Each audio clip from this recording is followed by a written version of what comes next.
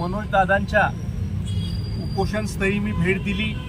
अत्यंत संवेदनशील असा प्रश्न आहे।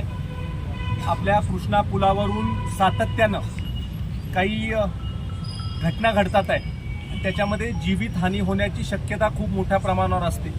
आपल्याला सगळ्यांनाच माहिती आहे की विद्यानगर परिसरामध्ये मोठ्या प्रमाणावर कॉलेजेस आहेत आणि त्यामुळं तालुक्यामधले आणि जिल्ह्यामधले असंख्य लोक, असंख्य मुलं मुली शिक्षण घेण्यासाठी तिथं जात असतात।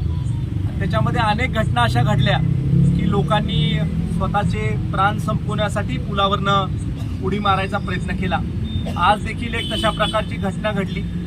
हे अत्यंत गांभीर्यानं आम्ही सगळ्यांनी घेतलं आणि आदरणीय दादांचं उपोषण देखील इथं चालू होतं।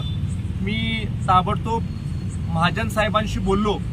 तर कालपासून याचा फॉलोअप साहेब चालू आहे आणि त्यामुळे महाजन साहेबांशी बोललो। महाजन साहेब प्रपोजल घेऊन मंत्रालयात आज गेले। आज प्रपोजल सबमिट झालेला आहे। 40 लाखांवर काही रक्कम आहे, त्याचं प्रपोजल सबमिट झालेलं आहे आणि त्याच्याबरोबर त्यांचे सिनियर आहे संतोष शेलार साहेब, त्यांच्याशी मी बोललो। संतोष शेलार साहेबांनी तिथे इन्स्ट्रक्शन दिला की हे एक्सपिडेट करायचं आणि मुख्य अभियंता जे आहेत फेगडे साहेबांशी आपल्या सगळ्यांच्या समोर बोलणं झालं।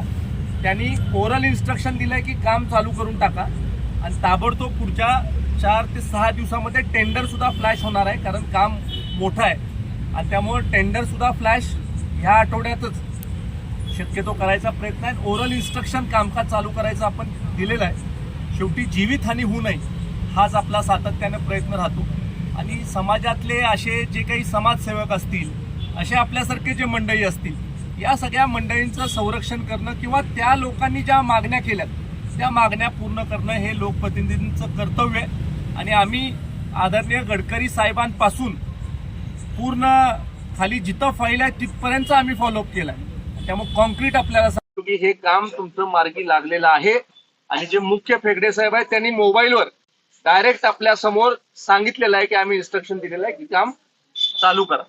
त्यामुळं हा प्रश्न निकाली निघालेला आहे, मार्गी लागलेला आहे। लवकरच तुम्हाला बोलवून तुमच्या हस्ते आपण भूमिपूजन घेणार।